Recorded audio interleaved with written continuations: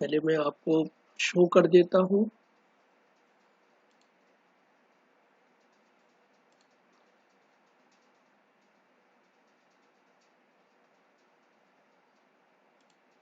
देखिए, are you able to,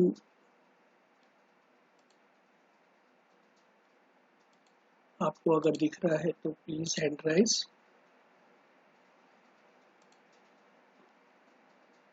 मेरे ख्याल से दिख रहा होगा। Now you able to see? Yes, okay, very good. Okay, so let we will start with the rest topic of the our previous continuation. The already we have seen the important component of, यहाँ से हम start करते हैं। तो basic concept of object oriented programming are, don't forget, there are the 8 and very very important in our programming। ठीक है, जब भी आप ऑब्जेक्ट ओरिएंटेड की बात करेंगे तो ये 8 के 8 आपके मेमोरी में आ जाना चाहिए। पहला क्या है? ऑब्जेक्ट, दूसरा है क्लास, तीसरा है data abstraction, data encapsulation, inheritance, polymorphism, dynamic binding and message passing. तो इसको कभी भी नहीं भूलेंगे। ठीक है, अब इसके इनसाइड में जरा हम लोग और अपना माइंड को थोड़ा शार्प करते हैं। तो देखिए ध्यान से, यहाँ पे मैंने आपको एक रेक्टेंगल बॉक्स बनाया है। ठीक है ना, ये रेक्टेंगल बॉक्स आपको दिख रहा होगा। तो this is the only way to represent our object oriented flow chart. अब हम फ्लो चार्ट में जो इस तरीके से बात करेंगे, देखिए फ्लो चार्ट क्या है? Flow chart is the description of the your flow of instructions या फ्लो ऑफ डेटा को समझाता है। लेकिन यहाँ पे हम इस रेक्टेंगल की बात करेंगे। ये रेक्टेंगल हमारे लिए एक टाइप का ग्राफिकल रिप्रेजेंटेशन है। इसके अंदर में आपको दिख रहा होगा 3 इंपॉर्टेंट सेक्शन बनेंगे। 3 इंपॉर्टेंट सेक्शन बनेंगे। तो पहला सेक्शन होगा जो ऑब्जेक्ट का नाम लिखा हुआ है, फिर इस ऑब्जेक्ट से रिलेटेड डेटा मेंबर्स की बात हो रही है, और इस ऑब्जेक्ट से रिलेटेड मेंबर फंक्शन की बात हो रही है। तो ये 3 चीजें कभी भी आपको इस रेक्टेंगल बॉक्स में बनाना है या सोचना भी इसी तरीके से है। तो देखिए, जैसे मैं आपको सोच रहा हूँ रियल टाइम इंटिटी पे हम आ जाए, रियल वर्ल्ड के कंसेप्ट में आ जाए। तो रियल वर्ल्ड में देखिए, ऑब्जेक्ट का नाम मैं दे रहा हूँ स्टूडेंट। तो ये लाइव कल्चर का कंसेप्ट है कि ना, आपके माइंड में बिल्कुल डायनेमिक कंसेप्ट आ जाना चाहिए। ये कोई बहुत पुरानी बात या बहुत ट्रेडिशनल बात या वंस ए वाइल वाली बात नहीं हो रही है। ठीक है, ये पूरा का पूरा आपका जो है वो डायनेमिक नेचर का कंसेप्ट हो रहा है। तो देखिए, यहाँ पर आप अपने आप को एज ए स्टूडेंट मान के, एज ए ऑब्जेक्ट मान के चलेंगे। तो जैसे ही आप ऑब्जेक्ट मान रहे हैं अपने आप को, तो यहाँ पे ध्यान से देखिए, आपके पास डेटा मेंबर क्या आ जाना चाहिए? लेट द नेम आ जाना चाहिए स्टूडेंट का, स्टूडेंट का डेट ऑफ बर्थ आ जाना चाहिए, स्टूडेंट का मार्क्स आ जाना चाहिए। हम बात कर रहे हैं सपोज किसी भी एक 12th क्लास की बात कर रहे हैं, तो वो इसमें मेरे को इस तरीके का डेटा लगेगा। ठीक है, फंक्शन की बात करते हैं। इस डेटा को हमें ऑपरेट करना है। इस डेटा को ऑपरेट करने के लिए वी रिक्वायर्ड फंक्शंस। जिस प्रकार से हम अपने डेटा को मैनिपुलेट करेंगे, जैसे कि मुझे टोटल निकालना है मार्क्स का, या एवरेज निकालना है इस मार्क्स का, या मुझे डिस्प्ले करना है इस पूरे स्टूडेंट के बिहेवियर को। जैसे नेम को मुझे डिस्प्ले करना है, डेट ऑफ बर्थ को डिस्प्ले करना है, मार्क्स को डिस्प्ले करना है। तो उसके लिए मेरे पास क्या होना चाहिए? मेरे पास, आपने सही सोचा, आपके पास मेथड होना चाहिए। आपके पास उसको करने का एक वे होना चाहिए, एक आपके पास फंक्शन होना चाहिए। तो अब हम बात करते हैं डेफिनेशन की। तो ऑब्जेक्ट का मतलब है, it is a basic run time entity. तो आप क्या बोलोगे, there are basic run time entity. तो जब भी हम ऑब्जेक्ट को बोलेंगे तो उसे हम बेसिक रन टाइम इंटिटी बोलेंगे। तो इस चीज को ध्यान रखेंगे, इस इंटिटी को क्या बोलना है, इस इंटिटी को बोलना है बेसिक रन टाइम इंटिटी। इन तीनों का बहुत महत्व है। ठीक है, इंटिटी का मतलब होता है किसी भी हम थिंग्स को रिप्रेजेंट करते हैं इंटिटी से। ठीक है, तो ये बेसिक वर्ड या टर्मिनोलॉजी होती है कंप्यूटर साइंस में। रन टाइम इसलिए हम बोल रहे हैं क्योंकि ये हमारा एक्चुअली वेरिएबल कंसेप्ट में रहेगा, यानी ऑटोमेटिक क्रिएट होगा और ऑटोमेटिक डिस्ट्रॉय होगा। ठीक है, रन टाइम का मतलब यही होता है कि आपका जो ऑब्जेक्ट है वो अपने आप क्रिएट होगा और अपने आप ही डिस्ट्रॉय होगा। तो जब हम ऑब्जेक्ट बनाएंगे तब वो अपने आप क्रिएट होगा और फिर उसे आप डिस्ट्रॉय भी कर सकते हैं। ठीक है, तो there are the basic runtime entity in an object oriented system। ठीक है, तो ये लाइन कभी भी नहीं बोलेंगे और यही वर्ड को बार बार बोलना है। याद रखें कि कोई भी चीज को या तो पहले रट लो, है ना, या तो समझ लो। समझ में नहीं आ रहा है तो पहले रट लो, और जितने बार आप रटोगे कोई दिक्कत नहीं है। हमको 26 अल्फाबेट्स को रटना ही पड़ा था इंग्लिश को समझने के लिए, तो यहाँ भी हमको हर चीज रटना ही पड़ेगा और फिर उसे धीरे धीरे अपने मन को ध्यान से आंख बंद करके सोचिए जो आपने रटा है, तो आपको धीरे धीरे वो समझ में आने लगेगा कि एक्चुअली उसके अंदर अंडरस्टैंडिंग क्या होती है। तो इसी अंडरस्टैंडिंग को हम बोलते हैं नॉलेज। ओके, तो ऑब्जेक्ट ओरिएंटेड में जब भी हम प्रोग्राम बनाएंगे, तो जब हम क्लास एंड ऑब्जेक्ट बनाएंगे तो हमें ऑब्जेक्ट की डेफिनेशन को यही समझना है। ओके, तो ये जो ऑब्जेक्ट है मैंने बोला आपको it is A run time entity है। तो रन टाइम एंटिटी में क्या आप इसको पर्सन बना सकते हो? तो आप सही सोच रहे हो, पर्सन जरूर बना सकते हैं। आपका नाम हो सकता है, राम हो सकता है, श्याम हो सकता है, मोहन हो सकता है, जो भी आपको पर्सन के नाम लगते हैं। आप यहाँ स्टूडेंट, ये ऑब्जेक्ट बन गया है। अब इसको हम अब जिस प्रकार से यूज करना चाहें हम इस स्टूडेंट को बोल सकते हैं। जैसे यहाँ पर जो भी आपके आकांक्षा है, आस्था है, आयुष है, अभय है, this are the your person name. ये पर्सन नेम। तो जब भी मैं इसको बोलूंगा तो सबके पास एक जैसा डेटा रहेगा, एक जैसा मेंबर फंक्शन रहेगा। ठीक है, जैसे मैं आपको अभी पढ़ा रहा हूँ तो भाई मेथड सबके लिए कॉमन है, चाहे जितने भी बच्चे हमारे साथ जुड़े हुए हैं सभी के पास ये मेथड सबके कॉमन है, लेकिन सबका जो डेटा है वो अलग अलग, जिसको मैं नॉलेज बोल सकता हूँ। तो ये जो हर स्टूडेंट है जो इस क्लास को समझ रहा होगा तो वो अपने डेटा को अपने स्टाइल में फैच करेगा। ठीक है, तो ये हर एक स्टूडेंट का अलग होता है। हर एक का स्टूडेंट का जो कि बायोलॉजिकल कंसेप्ट में होता है, वो जो समझने की शक्ति होती है वो सबकी अलग अलग हो सकती है, लेकिन सबके पास मेथड्स एक होने चाहिए। ठीक है ना, सबके पास मेथड्स एक जैसे, मतलब सब ने में एमएस टीम में ज्वाइन किया है, सब ने इस पीपीटी से पढ़ रहे हैं, सबको मैं पढ़ा रहा हूँ। तो this are the functions is are the common to all object. ठीक है, ये याद रखना। अब ए प्लेस की बात कर सकते हैं, तो हम ये बोल सकते हैं कि भाई ये जो आपका ऑब्जेक्ट बन रहा है वो प्लेस के भी कंसेप्ट आ सकता है, सिटी का कंसेप्ट आ सकता है, स्टेट का कंसेप्ट आ सकता है, कंट्री का कंसेप्ट आ सकता है। तो यहाँ पे हम इस तरीके का ऑब्जेक्ट को फिर से डिफाइन करना पड़ेगा। देखिए, हर चीज को डिफाइन करना पड़ेगा कि भाई इसके अंदर क्या डेटा मेंबर होगा, क्या फंक्शन होगा, इसे डिफाइन करना पड़ेगा। जब तक हम डिफाइन नहीं करेंगे तब तक वो लाइव काम नहीं कर सकता है। हमें डिफाइन करना पड़ेगा। यहाँ पर कोई जादू की छड़ी नहीं है कि आपने घुमाया और ये रेक्टेंगल बॉक्स आपके सामने खड़ा हो जाएगा। यही जो रेक्टेंगल बॉक्स बनाने का काम है वो करते हैं हमारे कंप्यूटर इंजीनियर। जैसे आप लोग हो तो आप लोग इसको बनाने का काम करोगे। जो जितना अच्छा कंस्ट्रक्ट कर सकता है ना, वो अच्छा यहाँ पर प्रोग्रामर बन सकता है।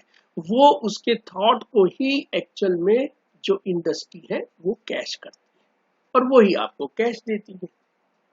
हर स्टूडेंट को वो कैश करेंगी और उसके बदले में आपको सैलरी देती है। तो ये एक प्रोफेशनल एटीट्यूड है कि हमारी चीज को जो खरीद रहा है और उसके अकॉर्डिंग हमें अपना जो भी रिम्यूनरेशन बनता है वो देते हैं। ओके, तो हम इस ऑब्जेक्ट को पर्सन बना लिए, प्लेस बना लिए। अब मैंने इस ऑब्जेक्ट को बैंक अकाउंट भी बना सकता हूँ, तो बैंक अकाउंट भी यही कंसेप्ट में आएगा। और any item that the programmer has to handle. तो इस चीज को मैंने आज समझ लिया कि भाई ऑब्जेक्ट क्या होता है। अब आप लोग भी कभी इसको नहीं भूलेंगे, ठीक है। अब हम पढ़ रहे हैं क्लास क्या होती है।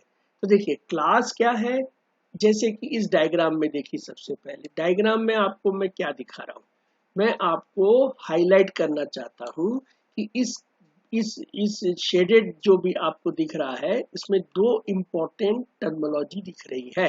पहला टर्मिनोलॉजी है ऑब्जेक्ट, जो हमने ऊपर में समझा। दूसरा हम समझ रहे हैं क्लास, ठीक है। तो ये क्लास और ऑब्जेक्ट में इस तरीके का रिलेशन रहेगा। अगर मैं यहाँ ऑब्जेक्ट में क्या बात कर रहा हूँ, सपोज मैंगो की बात कर रहा हूँ, तो ये अगर मैंगो की बात हो रही है तो mango is a specified concept. तो स्पेसिफाइड जब कंसेप्ट होता है ना, तो ये ऑब्जेक्ट के फॉर्म में आ गया। और जनरलाइज कंसेप्ट में मैं बात करूं तो मैंगो किस क्लास को बिलोंग करता है, सभी को पता है कि ये फ्रूट को बिलोंग करता है, ठीक है ना। तो ये मैं समझना चाह रहा हूं कि यहाँ पर ऑब्जेक्ट को हम इस तरीके से और क्लास को हम इस तरीके से रिप्रेजेंट कर सकते हैं। तो ये बात को कभी भी आप इस तरीके से ही रिलेट करने की कोशिश करेंगे। जैसे आपको मैं स्टूडेंट बनाया हूँ एज ए ऑब्जेक्ट, तो भाई आप किसके, आप स्कूल के स्टूडेंट हो सकते हो या कॉलेज के स्टूडेंट हो सकते हो, यूनिवर्सिटी के स्टूडेंट हो सकते हो। तो आपका जो क्लास है वो इस तरीके से बनेगा, या तो स्कूल बनेगा या कॉलेज बनेगा या फिर आपका यूनिवर्सिटी भी बन सकता है। इसी तरीके से हम कोई भी ऑब्जेक्ट को बना सकते हैं। अगर सपोज करिए कि यहाँ पर मैं ऑब्जेक्ट में कोई स्वीट का नाम रख देता हूँ, ठीक है। तो भाई यहाँ पर क्या है, स्वीट में सपोज आज गुलाब जामुन खाने का मन हो रहा है, तो भाई ऑब्जेक्ट क्या हो गया, गुलाब जामुन हो गया। अब गुलाब जामुन किस क्लास का है, it is A class of the sweet, तो ये स्वीट में आ जाएगा। और ये जो स्वीट है, आपके फ्रूट में भी स्वीट होता है, लेकिन ये आपका जो स्वीट है ये आपने बनाया है। ये जो फ्रूट होता है वो नेचुरल होता है, ठीक है। जैसे मैंगो है, ये नेचर का दिया हुआ फ्रूट होता है। बनाना है, ये नेचर का दिया हुआ है। इसीलिए बोला जाता है कि भाई फ्रूट जो नेचर का होता है उसे सीजनल खा लेना चाहिए, जिससे कि हमें कभी भी कोरोना या ऐसी बड़ी बड़ी महामारी भी नहीं होती है। जब तक हम सीजनल फ्रूट या सीजनल वेजिटेबल नहीं खाएंगे, हमारे अंदर इम्यूनिटी नहीं बनेगी। देखिए हम कोई मशीन तो नहीं है कि हम आपको अपने अकॉर्डिंग ठीक ठाक कर दे। ये तो नेचर है, नेचर के अकॉर्डिंग ही सब कुछ हो रहा है, ठीक है। नेचर में अगर अभी कोरोना है तो धीरे धीरे नेचर से ही सब चीजें चली जाएंगी और आपको भी कोई दिक्कत नहीं होती है। तो अब हम डेफिनेशन की बात करें, तो देखिए ऑब्जेक्ट को हमने समझ लिया अच्छे से। अब इस ऑब्जेक्ट को कंटेन कौन करता है, object contain data and code to manipulate that data. Object क्या है कि जो ऑब्जेक्ट कंटेन्स, यानी object set, object is a collection, जो भी आपको बोलना है आप बोल सकते हैं। तो ऑब्जेक्ट कंटेन्स पहला डेटा, जो कि उसे एग्जैक्टली नॉलेज के लिए रखना है, and code to manipulate that data, यानी कि उसे ऑपरेट करने के लिए। तो ये ऑब्जेक्ट की कैरेक्टरिस्टिक्स हो गई। लेकिन the entire set of this data and entire set of this code of an object, इसको क्या बोलेंगे, या इसको बनाने के लिए हमारे पास क्या है, this can be made a user defined data type. This can be made a user defined data type. भाई ये चीज को तो आप भूलना मत अब, है ना। A can be made a user defined data type. तो ये जो वर्ड है ना, यूजर डिफाइंड डेटा टाइप है, यही एक आपको नया क्लास बनाने के लिए मोटिवेट या इनोवेट कर सकता है। It is not readymade. जो क्लास होती है वो रेडीमेड में नहीं आती। रेडीमेड में कौन सा आता है, इंट आता है, फ्लोट आता है, क्लियर आता है, डबल आता है, ये सब रेडीमेड में आते हैं। लेकिन जो क्लास है, मैं अगर फ्रूट की क्लास बोलूँ तो क्या आपके पास में डेटा टाइप या डेटा स्ट्रक्चर है क्या फ्रूट? नहीं है भाई। तो ये मैंने अपने आप से बनाया। तो देखिए यहाँ से जो पूरी कहानी है प्रोग्रामिंग की, वो डिपेंड करती है आपके ऊपर कि आपने क्या सीखा है। अगर आपने सही चीज सीखी है तो आपको सही चीज मिलने लगेगी, आप गलत चीज सीखोगे तो गलत मिलने लगेगी। तो ये इम्पोर्टेंट कंसेप्ट है पढ़ाई करने का। कोई भी जादू नहीं होती है, ये याद रखें भाई। सबको वही पढ़ना है, सबको वही टाइम मिला है और सबके पास वही किताब है, सबके पास वही टीचर है, सबके पास सब कुछ वही है। किसी के पास कोई चेंज नहीं है, केवल आपका जो लोकल डेटा है वही सबके पास एक यूनिक कंपोनेंट है। इस यूनिक कंपोनेंट को यूज करो, अपने आप को जानो, अपने आप को समझो कि आप क्या कर सकते हो, आप बहुत बड़ा वर्क कर सकते हो, उसको आप विजन बनाओगे। ठीक है, तो इस तरीके से आप अपने आप को काम करना पड़ेगा। तो यहाँ पे आपको मैं बताता हूँ, देखिए, एक class is a 3 component box. भाई ये तो मैंने ऊपर भी बता दिया था, फिर से रिपीट करना ही पड़ेगा।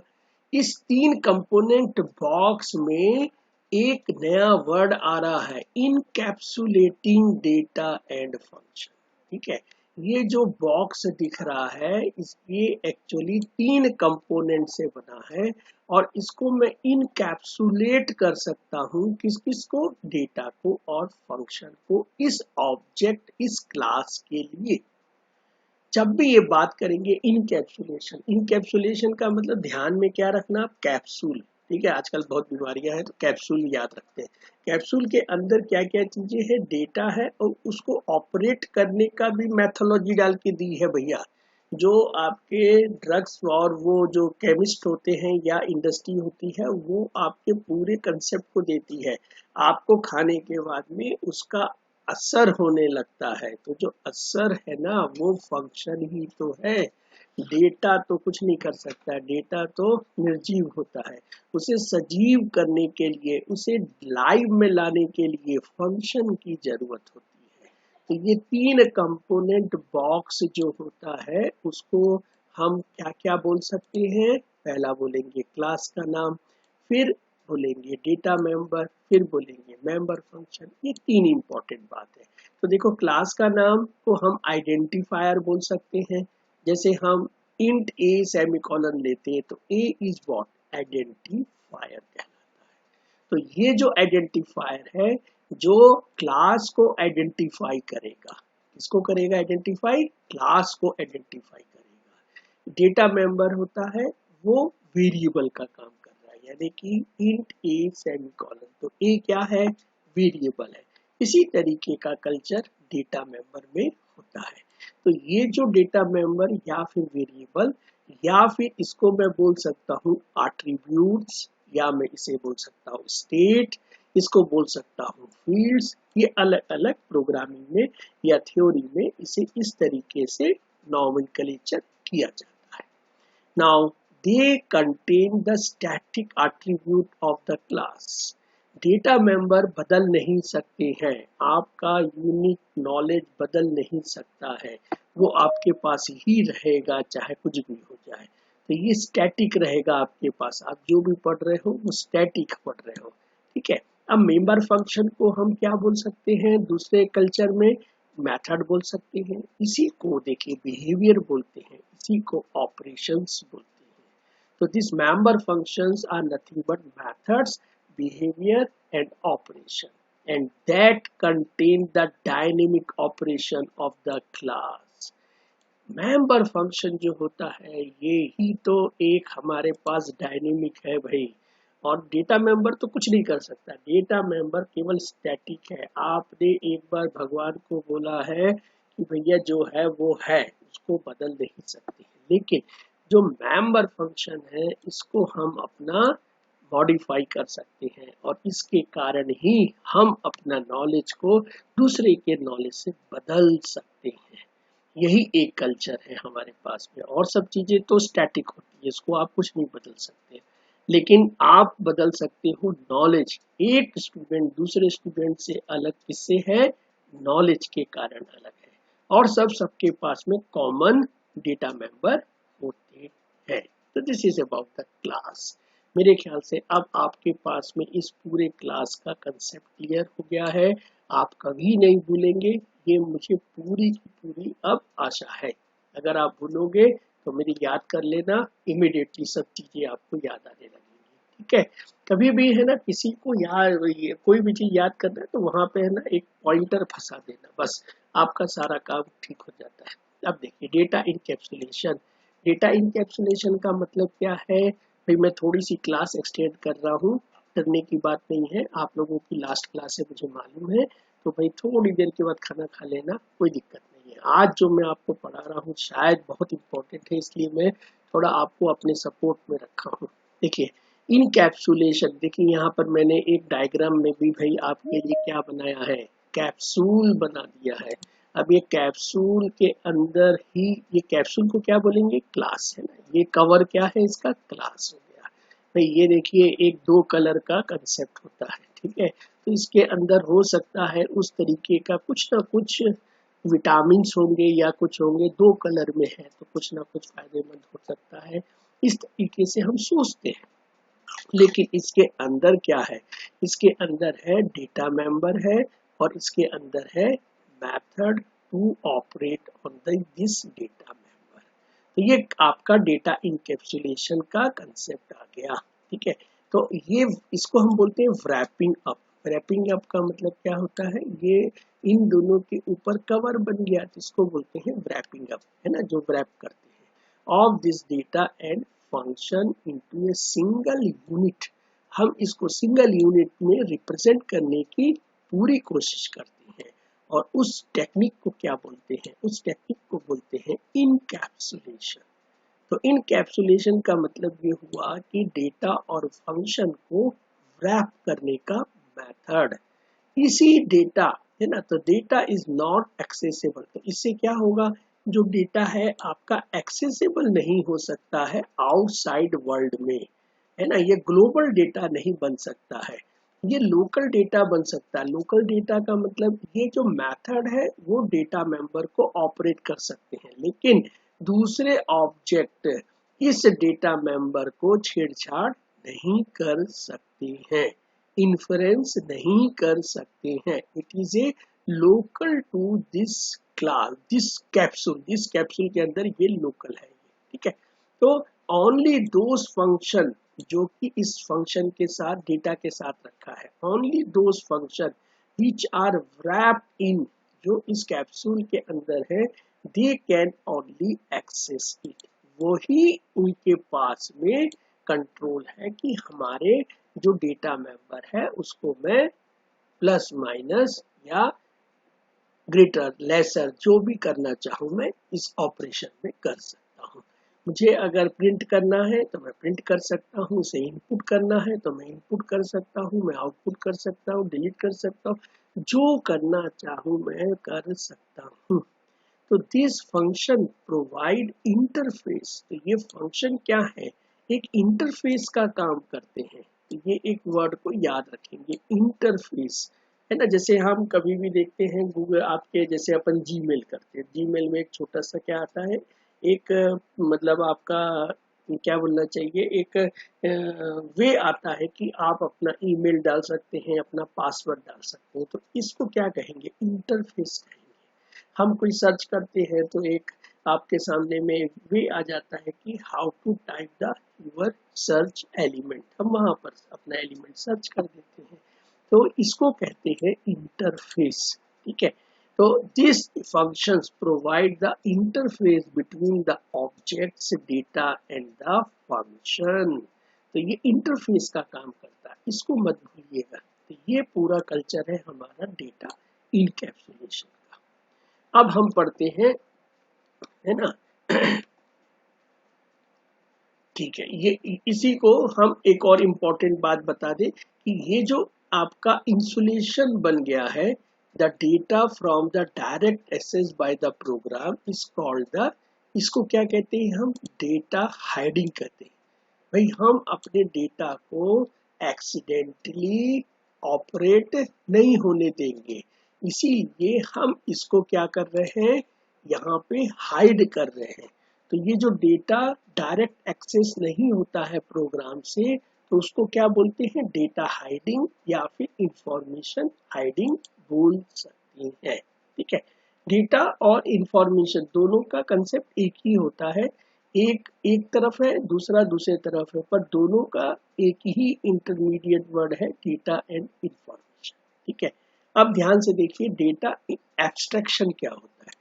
तो एब्स्ट्रैक्शन वर्ड होता है, एब्स्ट्रैक्ट एक इंटिटी से होता है या एब्स्ट्रैक्ट एक वर्ड से होता है। एब्स्ट्रैक्शन का मतलब क्या होता है भाई, एब्स्ट्रैक्शन का मतलब होता है कि the act of representation essential features, हम एब्स्ट्रैक्ट व्यू में किसी चीज को समझते हैं, हम उसे डेप्थ व्यू में समझने के लिए उसे ओपन करना पड़ता है। जैसे फॉर एग्जांपल, अभी गर्मी के दिन है तो आपके घर में फैन चल रहे होंगे, आप सीलिंग फैन देखिए ध्यान से, आपके घर के ऊपर चल रहे हैं, तो वो जो सीलिंग फैन है वो आपके सुंदर से कलर में, सुंदर से बॉक्स के अंदर में वो वहां पर चल रहे हैं। आपके कंट्रोल क्या कर रहे हैं, आप केवल कंट्रोल कर रहे हैं उसे ऑन करना है, उसे ऑफ करना है। ठीक है, और उसमें स्पीड कंट्रोल करना है। आपके पास बस तीन ही फंक्शन है उसके, पहला फंक्शन है ऑन करना है, ऑफ करना है, और तीसरा फंक्शन क्या है, उसे स्पीड को कंट्रोल करना है। केवल तीन ही चीज आपको दी है मैंने समझने के लिए, उसे मैंने क्या किया है, एक्चुअली इसेंशियल फीचर में डाल दिया है। तो ये फीचर्स जो है इसेंशियल फीचर्स हो गए। तो ये इसेंशियल फीचर्स का को ही हम एक्चुअली कस्टमर को अपन ऑपरेट करने के लिए ओपन करते हैं। लेकिन जो उसके अंदर के फीचर्स हैं, यानी कि भाई उसके अंदर कौन सा कैपेसिटर लगा है, कौन सा उसके अंदर में इंडक्शन लगा है, कौन सा उसके अंदर मोटर लगी है, जो भी चीजें हैं वो चीज हम किसी भी यूजर को जब भी आप खरीदने जाएंगे तो वो इस तरीके से ओपन करके अलग अलग पार्ट में उसे अपने वहां पर सेल करने के लिए नहीं रखेगा, वो तो उसके गेटअप को सेल करता है, उसके फीचर्स को सेल करता है। ठीक है ना, तो this is the essential features without including the background detail और एक्सप्लेनेशन। तो without give including the background मतलब जैसे मैंने आपको बताया इस तरीके की बात होगी। जैसे कंप्यूटर है भाई, कंप्यूटर को मैं कभी भी कोई भी आप देखेंगे सेल्समैन ओपन करके नहीं बताएगा। लैपटॉप खरीदने जाओगे तो ओपन करके नहीं बताएगा। आपको मोबाइल खरीदना है, आप तो आजकल मोबाइल आप ऑनलाइन खरीद रहे हैं, बताइए मेरे को कोई ओपन करके आपको दे रहा है क्या, नहीं दे रहा है ना। तो इसका मतलब ये हो रहा है कि जो वो इसेंशियल फीचर्स हैं वो आपको दिखाई जा रही हैं और उसी को आपको समझना है और उसी में से आप अपने को नॉलेज ले सकते हैं कि ये आपके लिए काम की चीज है कि काम की चीज नहीं है। तो इसको कहते हैं एब्स्ट्रैक्शन। तो classes use this concept of abstraction. तो क्लासेस जो होते हैं यही एब्स्ट्रैक्शन को यूज करते हैं। अब आपको पता चल गया एब्स्ट्रैक्शन क्या होता है। And these are the characteristics using in the class and these are defined the abstract attribute and the abstract function। भाई इसके अंदर एब्स्ट्रैक्ट एट्रीब्यूट एब्स्ट्रैक्ट फंक्शन का यूज किया जाता है कि जो जरूरी इसेंशियल फीचर्स हैं उसे दिखाया जाए और जो नॉट इसेंशियल है उसे आप हाइड करके रखे रहिए। ठीक है, तो जो ऑपरेट होने के लिए काम आते हैं उसे आपको समझाने की जरूरत नहीं है, जो वहीं पर आप कर सकते हैं। तो जो एट्रीब्यूट आपको ओपन करना है are actually this are called as a data member. क्यों? क्योंकि दे होल्ड द इंफॉर्मेशन। ये इंफॉर्मेशन को भाई होल्ड कहते हैं, इसीलिए इनको क्या कहते हैं हम, डेटा मेंबर के कंसेप्ट को बोलते हैं। Now a function that operate on this data, जो डेटा पर ऑपरेट होने वाले जो एट्रीब्यूट है वो तो डेटा मेंबर हो गए, और फंक्शन जो इस पर ऑपरेट होने वाले हैं उसे क्या कहेंगे, हम मेथड कहेंगे या फिर मेंबर फंक्शन कहेंगे। ठीक है, थ्योरी को बस समझ लो तो आपका पूरा कल्चर क्लियर हो जाएगा। तो S the class use the concept of data abstraction, therefore the classes are known as ADT। ये बहुत बार पूछते हैं भाई, मेरे से भी पूछा था बहुत बार लोगों ने कि एडीटी का फुल फॉर्म क्या है। तो सबसे पहली बात है कि it is abstract data type. फिर इसका डेफिनेशन पूछेंगे, तो एब्स्ट्रैक्शन का डेफिनेशन आप बता देना, आपका काम हो जाएगा। तो ADT type is a data type, ADT type he data type है।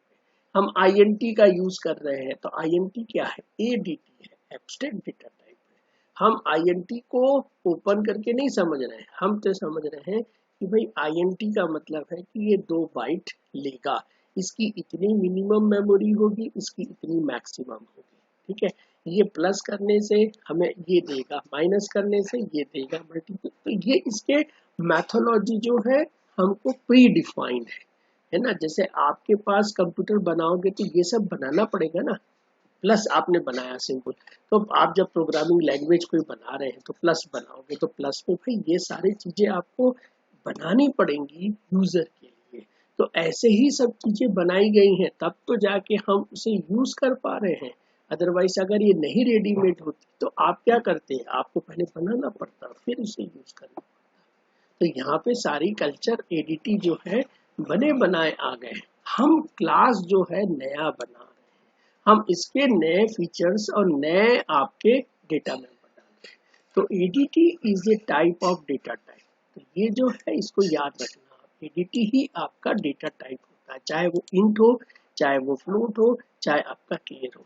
तो ये रेडीमेड होते हैं, इसके अंदर में प्री डिफाइंड कल्चर्स है। लेकिन आप जो क्लास बना रहे हैं वो यूजर डिफाइंड हो रहे हैं, आप बना रहे हो इसलिए इसको बोले, ठीक है। तो ADT is specify the first data storage, second operation on data, और तीसरा बहुत इंपॉर्टेंट है error condition associate with this operation.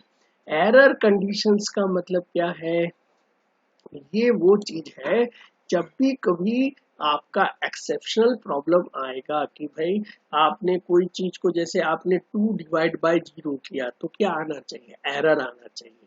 तो उस एरर को हम एक्चुअली समझ पाए, उस केस में हमें ऑपरेशन को मैथोलॉजी से डिस्प्ले करना पड़ता है कि ये क्यों एरर आ रहा है। तो हम जो बनाएंगे एडीटी, उसमें हम और अच्छे से इस एरर को डिफाइन कर सकते हैं। जो पहले से बने हुए आए हैं उसमें हमें कोई भी छेड़छाड़ करने का इजाजत नहीं है। अब हम जल्दी से देखना चाहते हैं इनहेरिटेंस क्या होता है। तो देखिए इनहेरिटेंस बहुत इंपॉर्टेंट प्रॉपर्टी ऑब्जेक्ट में होती है, ऑब्जेक्ट ओरिएंटेड में।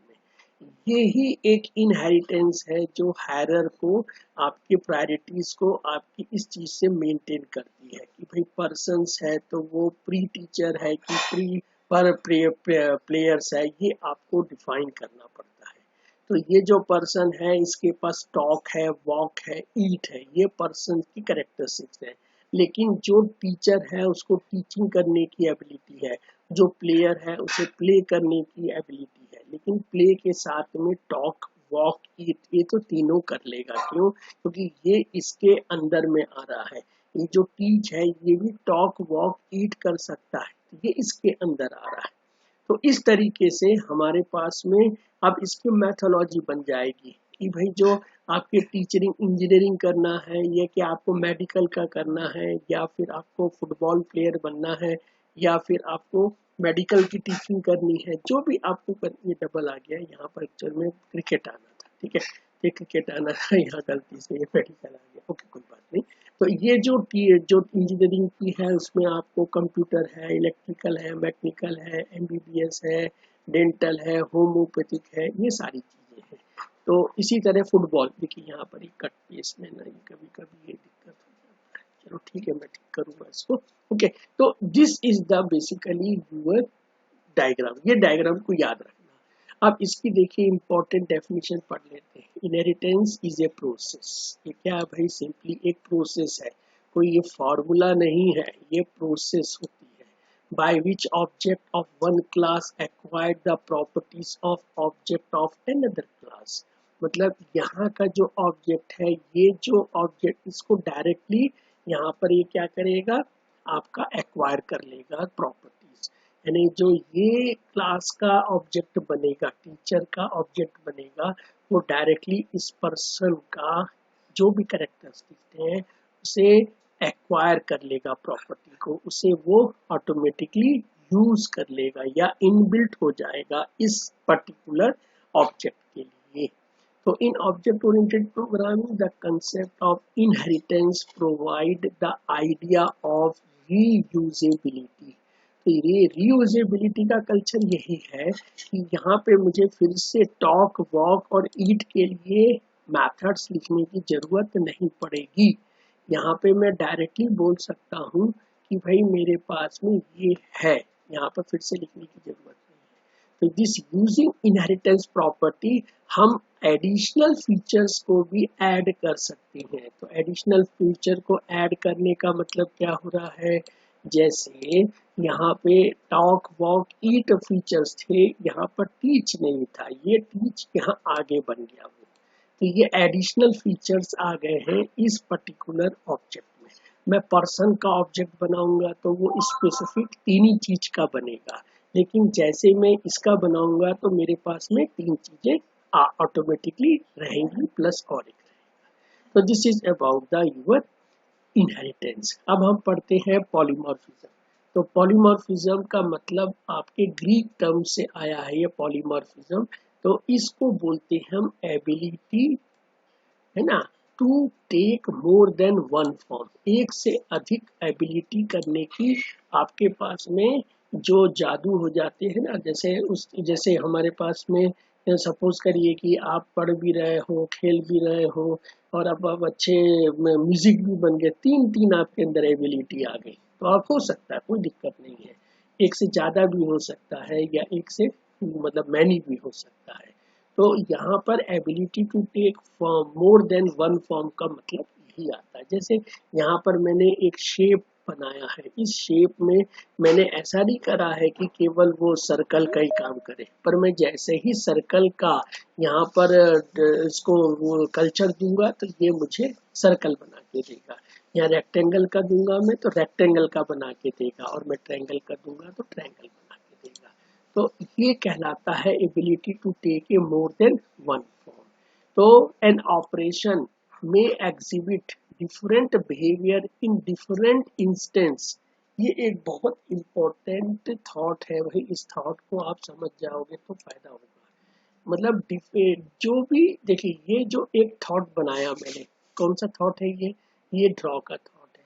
अब देखिए ये इस थॉट में जाके सर्कल बना रहा है, इस थॉट में जाके रेक्टेंगल बना रहा है, इस थॉट में जाके ट्रायंगल बना रहा है। इसका मतलब ये है कि एन ऑपरेशन में exhibit different behaviour in different instant, अलग अलग इंस्टेंट में अलग अलग काम कर ले तो वो बहुत फायदा हो जाता है। तो the behaviour depend upon the type of data use in the operation. तो ये आप कर सकते हो, लेकिन ये किस पर डिपेंड होगा, it will depend upon the type of data. हम कौन सा डेटा को यूज कर रहे हैं उस पर होगा। हम सर्कल का डेटा यूज कर रहे हैं तो हमें सर्कल मिलेगा, हम अगर रेक्टेंगल का डेटा यूज कर रहे हैं तो हमें रेक्टेंगल मिलेगा, अगर हम ट्रायंगल का डेटा यूज कर रहे हैं तो ट्रायंगल मिलेगा। तो the process of making an operator to execute different behaviour in different instance is known as a operator overloading. तो ये एक नया टॉपिक आपको मैं अभी बता दिया, ऑपरेटर ओवरलोडिंग। यानी अगर कोई ऑपरेटर एक से ज्यादा काम, जैसे प्लस है तो प्लस क्या काम करता है, दो नंबर का एडिशन करता है, चाहे वो इंट हो, चाहे फ्लोट हो या करेक्टर हो। लेकिन मैंने अगर सी लैंग्वेज में या सी प्लस प्लस लैंग्वेज में वेल प्लस कम लिखा तो मुझे वेलकम नहीं मिल सकता है। तो मुझे ये प्रॉपर्टी को ऐड करना है अपने प्लस में, तो मुझे ऑपरेटर को ओवरलोड करना पड़ेगा, है ना। जैसे फॉर एग्जांपल आप जो पढ़ाई कर रहे हो वो आप कंप्यूटर इंजीनियरिंग की कर रहे हो सकता है कि आपकी जो जॉब है वो मार्केटिंग की लग जाए। तो उस केस में क्या है कि आपके ऑपरेटर में हमें मार्केटिंग की नई एबिलिटी डालनी पड़ेगी। तो that is called as a overloading concept. अब हम लास्ट बस 2 मेथड हम पढ़ेंगे आज। एक होता है डायनेमिक बाइंडिंग और दूसरा होता है मैसेज पासिंग। तो देखिए बाइंडिंग दो प्रकार की है, स्टैटिक बाइंडिंग होती है और एक डायनेमिक बाइंडिंग होती है। जो रन टाइम में बाइंड हो उसे बोलते हैं डायनेमिक बाइंडिंग, और जो रन होने के पहले बाइंड हो उसे बोलते हैं स्टैटिक बाइंडिंग। तो सी प्लस प्लस में ऑब्जेक्ट ओरिएंटेड प्रोग्रामिंग में ये दोनों फैसिलिटी है। सी में केवल स्टैटिक बाइंडिंग हो सकती है, डायनेमिक बाइंडिंग नहीं हो सकती। So C++ provide a facility to specify that the compiler should match function calls with the correct definition at run time। तो भाई यही तो मैं आपको समझा रहा हूँ कि रन टाइम, देखिए कोई भी चीज हम पढ़ाई कर रहे हैं, सब चीज कर रहे हैं, सब स्टैटिक है। अभी आप पढ़ रहे हो, ठीक है, कोई जरूरत अभी फील्ड में थोड़ी गए आप, पर ऐसा भी बहुत कुछ होगा कि आप फील्ड में जाओगे तो नई चीज आपको पढ़नी पड़ेगी। नई चीज जब पढ़नी पड़ेगी यानी क्या, आपको नया बाइंडिंग अपने आप में डालना पड़ेगा। अभी जो आप पढ़ रहे हो वो सारा का सारा स्टैटिक बाइंडिंग है, लेकिन जो फील्ड में पढ़ोगे वो कहलाता है डायनेमिक बाइंडिंग। कभी कभी तो पढ़ाया हुआ चीज बहुत अलग हो जाता है आपके प्रैक्टिकल से, तो उस समय हमें अपनी थ्योरी को फिर से नई बनानी पड़ेगी और उसे नए तरीके से समझना पड़ता है, उसे हम बोलते हैं डायनेमिक बाइंडिंग। तो सी प्लस प्लस और ऑब्जेक्ट ओरिएंटेड में ये कैपेबिलिटी है कि वो रन टाइम भी नई चीजों को समझ सके। तो इसको मत भूलना, बस रन टाइम को मत भूलना। डायनेमिक बाइंडिंग किससे रिलेट है, ये रन टाइम से रिलेट है। And this is called a dynamic binding और द लेट बाइंडिंग और रन टाइम बाइंडिंग। भैया ये तीन इंपॉर्टेंट वर्ड को तो भूलना ही मत। ये आपको है ना हर बार इस तरीके से पूछेंगे, लेट बाइंडिंग क्या होती है या रन टाइम बाइंडिंग क्या होती है, सभी डायनेमिक बाइंडिंग में आती है। सबका एक ही डेफिनेशन है कि आपका compiler should match function calls with the correct definition, है ना, ये इसकी वो है डेफिनेशन है। ये आपका बाइंडिंग का मतलब क्या हो रहा है, बाइंडिंग का मतलब ये है कि रन टाइम में सही चीज को समझना, है ना, उसको बोलेंगे हम बाइंडिंग। जैसे हमने सर्कल रेक्टेंगल सब बना दिए, लेकिन हमें लेट बाइंडिंग, हमें थोड़ी पहले से पता है कि सर्कल ही आ रहा है, हो सकता है रेक्टेंगल आ जाए। पॉलीमॉर्फिज्म के बाद आपका डायनेमिक बाइंडिंग हो जाता है। तो dynamic binding is achieved using A virtual function. हमें कुछ फंक्शन वर्चुअली बनाने पड़ेंगे जो कि एग्जिस्ट रन टाइम में होने पर पता चलेंगे, पहले पे इसे पता चलते हैं। तो ये कहलाते हैं वर्चुअल फंक्शन। कुछ चीजें हमें अलग से हिडन रख के काम करना पड़ता है, ठीक है। It is called is your virtual function के थ्रू काम होता है। लास्ट हमारा टॉपिक आज का है मैसेज पासिंग। तो मैसेज पासिंग का मतलब ये है जब हम ऑब्जेक्ट को एक दूसरे ऑब्जेक्ट से कम्युनिकेट करते हैं तो हमें मैसेज को पासिंग करना पड़ता है। तो object can communicate with each other, ये अपने आप में कम्युनिकेट कर सकते हैं, पर ऐसे कैसे कर सकते हैं, जैसे मैं हूँ आपसे बात कर रहा हूँ तो I can communicate with you, लेकिन मेरे लिए मैसेज पासिंग बहुत इंपॉर्टेंट कंसेप्ट है। तो मैं मैसेज को पास करूंगा, same people message passing to each other. भाई मैं आपसे बात कर रहा हूँ उस लैंग्वेज में जो आप समझ सकते हैं। अगर मैं कोई तेलुगु में बात करूं या मैं आपके कोई रशियन में बात करूं, चाइना में बात करूं, तो आप नहीं पढ़ पाओगे। क्यों? क्योंकि हम एक जैसे पीपल लैंग्वेज में नहीं आ रहे हैं। तो ये आपके पास में मैसेज जो पासिंग है same as people passing message with the each other होता है, वैसे कंसेप्ट को समझना। तो this object can send and receive a message और इंफॉर्मेशन। तो आप भी मेरे को भेज सकते हो, जैसे मैंने बोला आपको अभी जल्दी से। कितने लोगों ने पूरी चीज समझ ली, तो सब देखना हाथ उठाने लगेंगे। इसका मतलब है कि आप मुझे एक मुझे मेरा मैसेज को आपने लिया और आपने मेरे को उसको इन्फॉर्म करा। It is a receive and the again resend by the your sender. Sender ने रिसीव किया था, सेंडर ने जो भेजा उसे आपने रिसीव करवा दिया, ठीक है। तो मैसेज पासिंग इन्वॉल्व्स, इसमें क्या क्या चीजें इंपॉर्टेंट होती है, ऑब्जेक्ट का नाम पहली बात, है ना। दूसरा चीज नेम ऑफ फंक्शन जो कि आपको पता होना चाहिए, ठीक है। And then the information to be sent. अगर इन तीनों चीजों को आप समझना चाहते हो तो मैं एक एग्जांपल से आपको समझा देता हूँ कि किस तरीके से होता है। तो फॉर एग्जाम्पल यहाँ पर देखिए एक लिखा है student dot mark in bracket this name. अब देखिए इस तीन चीज में क्या क्या चीजें हैं। स्टूडेंट क्या है, ऑब्जेक्ट है। मार्क क्या है, मेथड है। नेम क्या है, आपका डेटा है। तो ये आपका डेटा है। नेम क्या है, आपका बेसिकली डेटा है। ये स्टूडेंट क्या है, आपके ऑब्जेक्ट हो गए। मार्क क्या है, आपका मेथड है। तो इस चीज को आप समझिए। Here student is a object, mark is a message, name as a information. तो ये चीज आज आपको मुझे समझाना था। शायद कंप्लीट हो गया है आज मेरा काम। आपको भी पूरी चीज समझ में आ रही होगी। उसको आप बार बार समझिए, बार बार एनालाइज कीजिए, तो जल्दी से चीजें और भी डेप्थ में जाती है। तो चलिए थैंक यू भाई टू ऑल। सब लोगों ने थोड़ा सा कॉपरेट किया तो आज अपना काम हो गया। ठीक है, तो मैं सबसे पहले आपकी अटेंडेंस डाउनलोड कर रहा हूँ।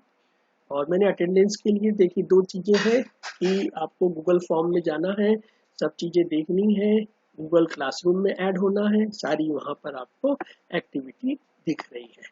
तो कोई चीज मिस ना करें, हर चीज को एक अपने इंफॉर्मेशन या अपने दूसरे फ्रेंड से ही पूछते रहें। ओके, तो I am stopping now here today lecture. और इसके बाद आप इजिली यहाँ से लीव हो सकते हैं। Yes, thank you to all.